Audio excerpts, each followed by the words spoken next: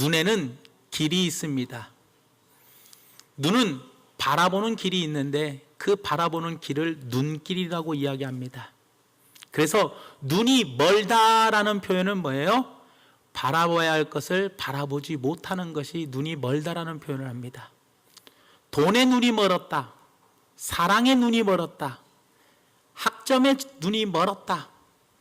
바라봐야 할 것을 바라봐야 하는데 바라볼 것을 바라보지 못할 때 눈이 멀었다고 이야기합니다.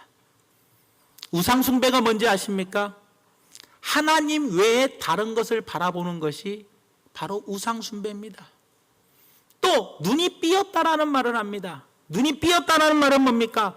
보아야 할 것을 보지 못하고 엉뚱한 것을 바라보는 것이 눈이 삐었다라고 이야기합니다. 이렇게 눈에는 길이 있습니다.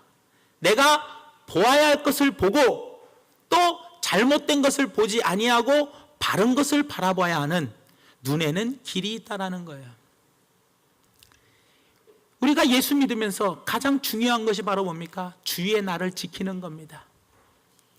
우리가 하나님 전에 나와서 오늘 예배 드리는 것이 얼마나 귀하게 여기는지 우리가 한번 살펴봐야 돼요. 내가 얼마나 예배를 귀하게 보는지. 귀하게 여기는 사람은 예배에 임하는 자세가 다릅니다. 예배를 귀하게 봤다면 나는 예배에 목숨을 겁니다. 찬송을 귀하게 여긴다면 우리는 찬송을 들을 때 귀하게 드립니다. 시편 69편 30절에서 31절 말씀에 분명히 찬양이 얼마나 중요한지 이야기하고 있어요. 내가 노래로 하나님의 이름을 찬송하며 감사함으로 하나님을 위대하시다 하리니 이것이 소 곧 뿔과 굽이 있는 황소를 드림보다 여호와를 더욱 기쁘게 함이 될 것이니라. 솔직히 여러분도 보십시오. 하나님이 더욱 기뻐하시는 게 뭐냐? 소 한 마리를 드리는 것보다도, 황소를 드리는 것보다도 하나님 찬양받는 것을 더 기뻐한다는 거예요. 찬양이 얼마나 귀하게 우리가 여긴다면, 귀하게 본다면, 찬양을 귀하게 본다면 우리는 찬양 드릴 때 아무렇게나 찬양하지 않습니다. 딴 생각을 가지고 찬양하지 않습니다.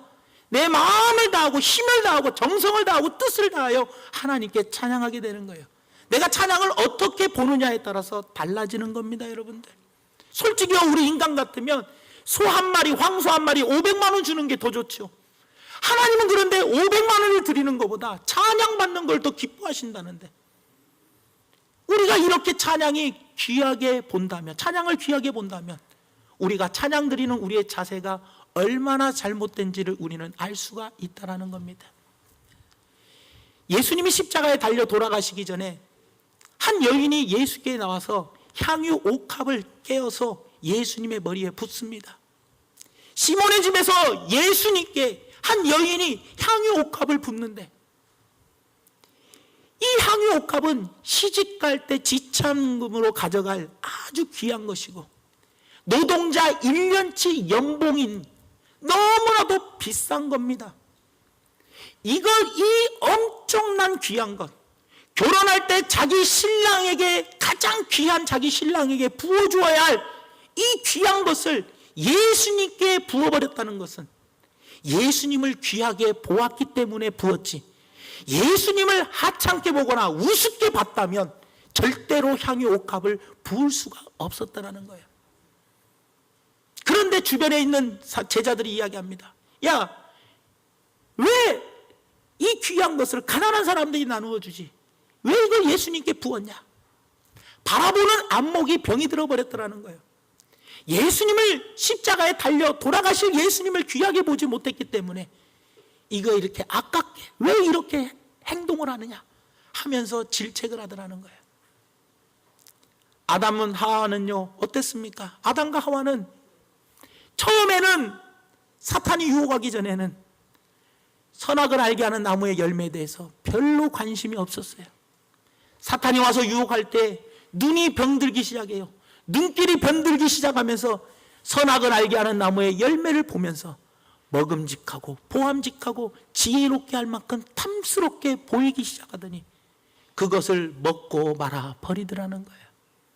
내가 바라보는 눈이 병들었느냐 병들지 않느냐에 따라서 우리의 삶은 달라집니다. 내가 예배를 귀하게 여기느냐, 귀하게 여기지 않느냐, 내가 찬양을 귀하게 여기느냐, 귀하게 여기지 않느냐, 내가 예배 시간에 지각을 귀하게 지각하는 것을 나쁘게 여기느냐, 나쁘게 여기지 않느냐에 따라서 우리의 삶은 달라지는 거예요, 여러분. 사도 바울은 바울이 되기 전 사울의 모습일 때, 그는 예수 믿는 그리스도인들을 잡아 죽이고 핍박하는데 앞장서는 사람이었어요. 그가 그리스도인들을 봤을 때 그리스도인들은 나쁜 사람이다, 그리스도인들은 마땅히 죽어야 할 사람이다, 그리스도인들은 마땅히 핍박받아야 할 사람이다라고 보았기 때문에 그런 나쁜 행동을 해서 스데반 집사를 죽이는 자리에 앞장서게 되었더라는 거예요. 하지만 그가 예수님을 바라보고 나서, 그의 눈이 변하고 나서는, 그리스도인만이 진짜 참 하나님의 자녀이구나라는 것을 깨닫고 나서부터는 그의 눈이 바뀌었어요. 예전에는 그리스도인이 나쁜 사람이었고 마땅히 죽어야 할 사람이고 마땅히 핍박받아야 할 사람이었지만, 그의 눈이 바뀌어서 그리스도인처럼 나도 예수님처럼 살아야겠다 라면서 그리스도를 가장 귀하게 여겼더라는 거예요. 여러분들, 사랑하는 성도 여러분, 나는 무엇을 귀하게 봅니까? 눈에는 길이 있습니다. 내가 귀하게 보는 것이 가장 귀한 거예요. 하지만 하나님보다 다른 것이 더 귀하게 여겨진다면 그것은 바로 우상숭배이며 하나님이 가장 싫어하시는 것이라는 것을 기억해 주시기를 바랍니다. 여러분들, 비전이란 무엇인지 아십니까? 비전은 예수님이 바라보는 그 눈길에 우리도 예수님과 똑같이 바라보는 것이 비전입니다. 여러분들, 예수님이 바라보는 것을 나도 바라보는 것, 이게 바로 비전이라는 거예요. 여러분들, 그러나 우리는 예수님은 이곳을 바라보는데 우리는 다른 곳을 바라보고 있다면 그것은 바로 뭐예요? 예수님과 동행하는 삶이 아닙니다. 예수님과 함께하는 삶이요, 예수님 안에 거하는 삶이요, 예수님과 동행하는 삶은 예수님이 바라보는 것을 나도 바라보게 되는 겁니다. 여러분들, 그렇다면 나는 과연 내가 바라보고 있는 눈길이 예수님이 바라보는 그곳을 나도 바라보고 있는지 내 스스로를 오늘 말씀을 통해서 살펴보면서 내가 예수님처럼 예수님과 같은 곳을 바라보지 않는다면 빨리 회개하고 돌아와서 예수님이 바라보는 것을 나도 바라보며 진정한 예수님의 제자로서의 삶을 사시는 우리 중앙교회 성도들 되시기를 예수님의 이름으로 부탁을 드립니다. 오늘 본문 말씀의 내용은 다른 것이 아니라 바로 안드레라는 예수님의 제자가, 안드레가 처음에 예수님을 만났어요. 예수님을 만나 너무나 귀하게 여겨서 자기의 하나밖에 없는 형제인 베드로를 예수님께 데려오는 장면입니다. 안드레가 베드로를 예수님께 처음에 딱 데리고 왔을 때 예수님께서 베드로를 바라보시면서 오늘 본 말씀 42절을 향해서 우리는 예수님이 베드로의 무엇을 바라보았는지 우리는 너무나도 잘 알 수가 있더라는 거예요. 예수님이 베드로를 바라보실 때 첫째 무엇을 바라보셨느냐? 예수님의 눈길은 겉모습을 바라본 것이 아니라 베드로의 내면을 바라보셨더라는 겁니다. 여러분, 사람들은요 보통 겉으로 드러나는 모습을 봅니다. 그래서 베드로, 얘는 요한의 아들, 얘 베드로 학문 없는 범인, 공부도 징그럽게 못하고 배우지도 못했고 무식한 자식, 얘 어부, 엄청 가난한 사람, 아이고 생선 비린내 나는 사람, 얘 베드로, 얘 성격이 다혈질이어서 욱하는 것 잘하는 사람. 이렇게 세상 사람들은 베드로를 겉모습을 보고 바라보지만, 하지만 예수님은 그 사람의 속사람을 바라보더라는 겁니다. 여러분들, 보이는 것으로, 외적인 조건으로 사람을 판단하면 절대로 안 되는 거예요. 여러분들, 요즘 사람들은요 외모 지상주의에 살고 있습니다. 그래서 외모를 너무 귀하게 여겨요. 그래서 내면을 보는 것이 아니라 외모를 봅니다. 그래서 요즘 보세요, 짐승돌이 뭡니까? 막 근육에 왕자 새기고 또 막 식스팩에 V라인, S라인, 참고적으로 저는 D9인데 이런 걸 너무나 봐요. 초등학교 들어가기 전부터 성형외과에 들어가가지고 얼굴을 예쁘게 꾸미기를 하고, 엊그저께 뉴스 보니까 중국 사람들이 어마어마하게 우리나라에 들어와서 성형수술을 받겠다고 성형외과가 장사진을 치른대요. 이렇게 외모 지상주의에 살아가고 있더라는 거예요, 요즘이. 또 요즘 사람들은요, 그 사람의 직업을 봅니다. 직업을 보고 직업이 도대체 어떤 직업을 갖고 있냐에 따라서 어떤 직업을 따라서 사람을 직업으로 바라봅니다. 요즘 같으면 공무원이면 전부 세상에 배우자감을 구할 때 사랑해서 구하는 것이 아니고 먼저 첫 번째가 뭐냐? 사랑은 둘째예요. 뭐부터 봐요? 직업부터. 먹고 사는 것이 안전한가? 이걸 바라보고 살아가는 거예요. 그래서 사람들은 늘 외적인 것부터 바라봐요. 또 얼마나 가지고 있느냐? 소유를 바라봐요. 많이 가지고 있는 사람은 저 사람 많이 가졌다 하면서 앞에서 막 적게 가진 사람은 무시합니다. 가진 거를 가지고 사람을 판단합니다. 또 어떤 사람은 출신, 어디 출신이냐를 또 따집니다. 우리나라는 뭐예요? 경기고 서울대. 이게 최고의 엘리트 출신입니다. 한 번은 제가 미국에 갔는데, 미국에 가서 호텔에 이제 딱 짐을 풀고 호텔 로비에 한번 쭉 나와봤어요. 로비에 나왔더니 이만한 안내판에다가 안내해놓고 뭐라고 써있냐면 미국에 있는 남고 출신 총동문회를 하더라고요. 우와, 그래서 제가 남고 출신 아닙니까? 이야, 우리 학교 출신이 이렇게 미국에서 많나? 이렇게 잘 나가나? 깜짝 놀래가지고 어떤 데인가 하고 남고 출신이니까 내가 딱 미국 전체에 있는 남고 총동창회라는데 거기를 딱 들어갔어요. 그랬더니 학교 어디 나오셨냐고. 남고 나왔는데요. 그럼 들어가시라고. 그래서 들어왔어요. 딱 앉아있더니 그때 당시에 강현욱 전라북도 도지사가 딱 와서 앉아있는 거예요. 그러더니 막 축하의 말씀을 전해요. 야, 우리 학교가 이렇게 유명한가 했더니 가만히 듣다 보니 익산에 남고가 있더만요. 남성고? 야, 난 깜짝 놀랐습니다. 가만히서 조용히 창피해서 쓱 나가버렸죠. 여러분, 세상은 이렇게 어디 출신이냐? 너 학력이 어디까지 졸업했냐? 이런 것으로 판단합니다. 그리고 그 사람을 평가합니다, 여러분들. 그러나 우리 주님은 그렇지 않으셨어요. 사무엘상 16장 7절 말씀에 보니까 이렇게 이야기를 합니다. 여호와께서 사무엘에게 이르시되 그의 용모와 키를 보지 말라. 내가 이미 그를 버렸노라. 내가 보는 것은 사람과 같이 아니하니 사람은 외모를 보거니와 사람은 학력을 보고 사람은 키가 크냐 잘생겼냐 가진 것이 많냐 어디 출신이냐를 보지만 나 여호와는 중심을 보느니라. 네 마음이 얼마나 하나님을 향해 있는지, 네가 얼마나 하나님을 사랑하는지 그것을 보시더라는 거예요. 저는 이 말씀 때문에 신앙생활 할 수 있는 거예요.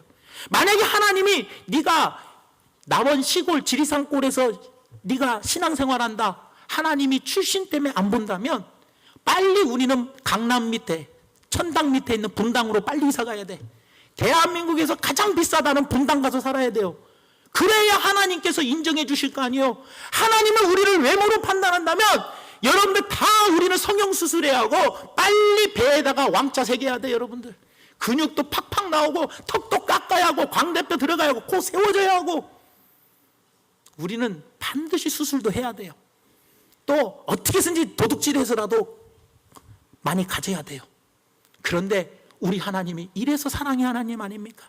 우리의 외적인 것을 절대 안 봐요. 내가 가진 것이 있나 없나, 배운 것이 있나 없나, 내가 예쁘나 못생겼나, 뚱뚱하나 날씬하냐, 키가 크냐 작냐, 이런 거 주님은 따지지 아니하시고 네가 어디 사느냐, 시골에 사느냐, 섬에 사느냐, 큰 도시에 사느냐 보지 아니하시고 우리의 중심만을 보시는 거예요. 내 마음이 얼마나 주님을 사랑하는가, 내가 얼마나 내 마음이 주님께 가 있는지 이것만을 바라보시니 얼마나 감사할 일이냐는 거예요. 여러분들, 사실 외모로 따지고 보면은요 예수님도 못생기셨습니다. 여러분들, 이사야서 53장 2절에 보니까 예수님의 외모에 대해서 이렇게 이야기를 합니다. 그는 주 앞에서 자라나기를 연한 순 같고 마른 땅에서 나온 뿌리 같아서 고운 모양도 없고 풍채도 없은즉, 예수님이 어때요? 고운 모양도 없어요. 풍채도 없었어요.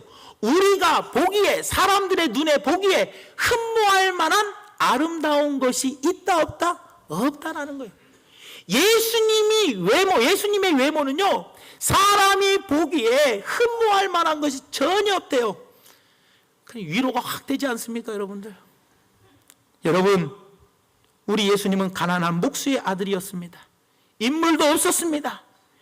외모로 열등감을 느끼는 수많은 사람들에게 예수님은 소망을 주신 거 아니겠습니까, 여러분들? 야고보서 2장 9절 말씀에 보니까 이렇게 이야기합니다. 만일 너희가 사람을 차별하게 대하면 죄를 짓는 것이니 율법이 너를 범법자로 정죄하리라. 우리가 사람을 외모로 판단해서 외모로 차별한다면 이거는 명확하게 죄를 짓는 것이고 율법이 너를 범법자로 여겨버린다라고 주님은 우리에게 말씀해주고 있더라는 겁니다, 여러분들. 이러한 외모 지상주의 판단을 우리는 버려야 돼요. 그래야 주님의 진정한 제자가 될 수 있습니다, 여러분들. 예수님과 함께하고 예수님이 바라보는 같은 곳을 바라보고 산 진정한 예수님의 제자가 되기 위해서는 이렇게 외모로 사람을 판단하는 것을 반드시 버려야 되더라는 거예요. 특히 더 중요한 것은 남만 외모로 보는 것이 판단하는 게 아니라 내가 내 자신을 볼 때에도 외모로 판단하지 마시기 바랍니다. 하나님, 나는 왜 내 머리가 벗겨졌어요? 하나님, 나는 왜 배가 나왔어요? 하나님, 나는 왜 키가 작아요?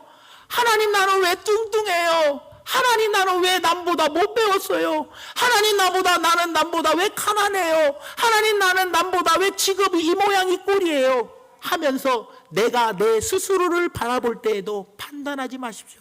내가 내 스스로를 외모로 판단하지 마시고, 하나님, 비록 나는 머리가 없어도, 하나님, 비록 나는 배가 나오고 키가 작고 뚱뚱해도, 하나님, 나는 가진 것이 없어도, 나는 배운 것이 없어도 내 마음은 주님을 향합니다. 주님밖에 없어요. 주님 한 분만으로는 나는 만족합니다. 이런 마음의 자세를 우리 스스로가 가지고 살아가야 되더라는 거예요. 이것이 바로 뭐예요? 우리가 올바른 곳을 바라보는, 예수님이 바라보시는 곳 같은 곳을 바라보는 예수님의 진정한 제자라는 것을 꼭 기억해 주시기를 예수님의 이름으로 부탁을 드립니다. 그 다음에 두 번째로, 마지막으로, 예수님의 눈길은 현재에 머물지 아니하고 미래를 바라봐 주었더라는 겁니다. 오늘 본 말씀 42절 말씀에 보니까 이렇게 이야기를 합니다. 데리고 예수께로 오니, 안드레가 베드로를 데리고 예수께 오니 예수님께서 베드로를 보시고 이르시되 내가 요한의 아들 시몬이니 장차 게바라 하리라 하시니라. 장차, 게바는 번역하면 베드로라. 네가 앞으로 반석과 같은 사람이 될 것이다. 예수님은 장차, 지금 현재 냄새나는 어부의 배우지 못한 학문 없는 범인의 모습을 보지 않고 다혈질 같은 성격을 지금 보지 아니하시고 가난한 베드로의 모습을 보지 아니하시고 앞으로 너는 반석이 될 것이다. 너는 앞으로 사랑 남는 어부가 될 것이다 하고 베드로의 장차 미래를 바라봐 주었더라는 겁니다, 여러분들. 우리는 어떻습니까? 사람을 볼 때 지금 현재의 모습만 보면서 속상합니다. 아이고, 이놈의 자식이 잘 될 덕이 있나? 이놈의 자식 싹수가 노랗네. 아이고, 얘가 지금 날 이런데 이게 되겠냐? 우리는 현재의 모습만 바라보고 살아요. 하나님은 전지전능하셔요. 못할 게 없으세요. 그런데 우리의 눈은 지금 무엇을 바라보냐? 대한민국의 현재의 모습을 보지 말고 하나님, 우리 대한민국이 앞으로 미래에는 더 하나님께 쓰임받는 나라, 더 복을 받는 나라가 될 줄을 믿습니다. 좀 바라봐 줘야죠, 미래를. 하나님, 남원 땅이 인구 18만에서 8만 5천까지 지금 줄어들고 있습니다. 그러니 이 남원 땅은 이제 끝났습니다. 이렇게 바라보는 게 아니라 하나님, 이 남원 땅에 반드시 많은 사람들이 가장 이사 오고 싶은 1위 도시, 실제로 많은 사람이 이사 와서 이곳에서 행복한 삶을 누릴 수 있는 행복이 넘치는 그런 도시가 될 줄을 믿습니다 하고 장차 미래를 바라보는 그 소망을 가지고 사는 거 아닙니까? 여러분들이 왜 이 땅에서 환난과 고난과 걱정과 근심 속에서, 왜 우리가 그런 모든 시험과 근심 걱정 속에서 우리가 왜 그 모든 시험을 이기고 갈 수 있는 이유가 바로 뭡니까? 천국의 소망을 가지고 있기 때문에 우리가 이 땅에서의 나그네 삶을 살면서 이 땅에서 어떤 시험과 환난이 와도 우리가 이길 수 있는 이유가 바로 뭡니까? 천국의 소망이 있기 때문에 우리가 이길 수 있는 거 아니에요? 그렇다면 여러분들 보십시오. 이 나라를 바라볼 때에도, 이 남은 땅을 바라볼 때에도, 우리 교회를 바라볼 때에도, 여러분들 우리 가정을 바라볼 때에도, 우리가 장차 내 남편 지금은 믿음이 연약해도 장차 내 남편의 믿음이 세워져서 우리 교회의 기둥이 될 줄을 믿습니다라고 바라봐 줘야죠. 여러분, 교육이라는 게 뭡니까? 여러분들 자녀들을 왜 학교 보냅니까? 장차 이 자식에게 기대하는 게 있잖아요. 장차 이 자녀가 잘 될 것을 바라고 보내는 것이지, 교육을 시키는 것이지, 이 자식이 망할 것을 기대하고 학교 공부시킵니까? 아니잖아요. 여러분들, 내 자식이, 교육이 뭡니까? 내 자식이 지금보다 더 잘 되기를 바라는 마음에서 교육을 시키는 것이지, 내 자식이 지금보다도 더 못할 길을 바라면서 교육시키지는 않는다는 거예요. 여러분들 마찬가지 아닙니까? 교육이 뭡니까? 더 잘 되기를 바라는 마음이 담겨 있는 게 교육입니다. 우리 남편, 우리 아내, 내 자녀들을 바라볼 때 우리가 어떻게 바라봐야겠습니까? 내 가정을 바라볼 때 우리 가정 앞으로 콩가루 집안 될 가정이다, 우리 가정 이제 폭삭 망하기만을 기다려야 할 가정이다, 이렇게 바라보지 마십시오. 하나님의 자녀는 소망을 가지고 사는 겁니다. 하나님이 함께하여 주시면 반드시 역전하는 인생을 살 수 있습니다. 반드시 지금은 내 시작이 미약했으나 나중은 창대하게 될 줄을 믿습니다 하고 소망을 갖고 살아가는 존재가 우리라는 거예요. 그게 믿는 자의 자세입니다, 여러분들. 그게 믿는 자로서 바라봐야 할 길이라는 거예요, 여러분들. 교회를 바라볼 때도 마찬가지입니다. 아이고, 우리 교회 연세 드신 분들 시골인이 많고 돌아가시는 분들도 많고 젊은 사람들은 별로 없고, 아이고 하고 바라보지 마십시오. 기도를 왜 합니까? 기도는 믿음으로 하는 겁니다. 주님, 우리 교회가 건강한 교회가 되기를 원합니다. 하나님, 영혼이 살아나는 교회가 되기를 원합니다. 말씀과 기도가 살아있는 교회가 되기를 원합니다. 하나님의 거룩하신 뜻을 이루어 나가는 교회가 될 줄을 믿습니다. 이렇게 교회를 바라보며 우리 교회는 반드시 지각변동 일어납니다 하는 소망으로 우리 교회를 바라봐 줘야지. 아이고, 우리 교회가 앞으로 어떻게 되려나, 이게 이래갖고 잘 되겠어, 이래갖고 어떻게, 한숨 푹 쉬면 그 사람이 과연 믿음 있는 사람이냐라는 거예요, 여러분들. 믿음은 바라볼 수 없는 것들의 실상입니다. 바라볼 수 없는 것을 바라보는 게 믿음이에요, 여러분. 그렇기 때문에 우리는 어떻게 해야 돼요?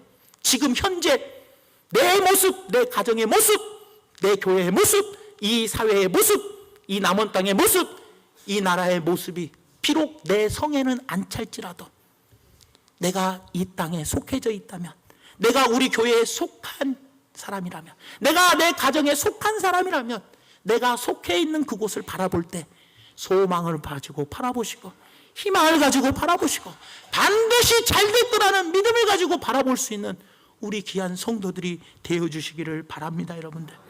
어린아이가 처음에 걸음마를 할 때 여러분들 곧바로 넘어집니까? 곧바로 일어서서 벌떡 일어나서 걸어갑니까? 처음에는 넘어집니다.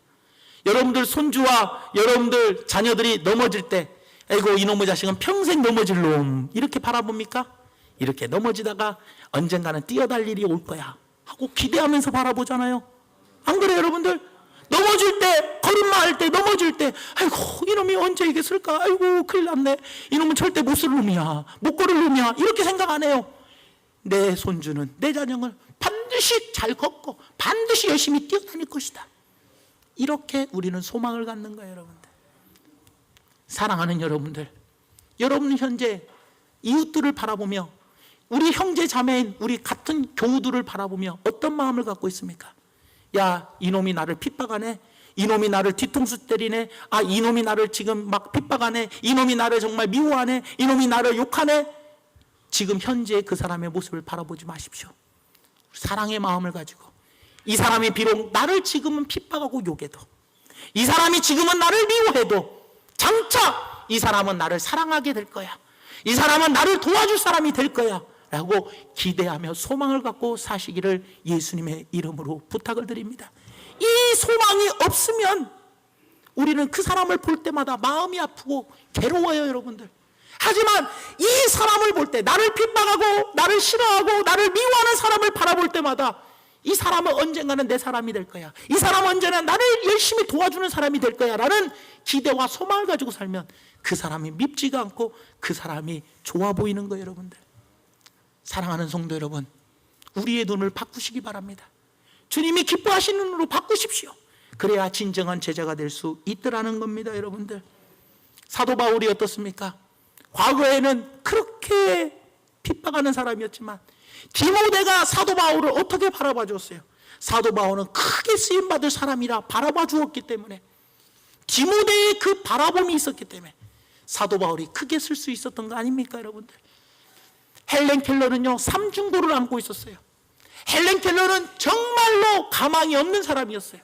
모든 사람이 다 포기할 때 설리반 선생님만큼만은 헬렌 켈러를 포기하지 않았어요. 너는 장차 크게 쓰임받을 것이다.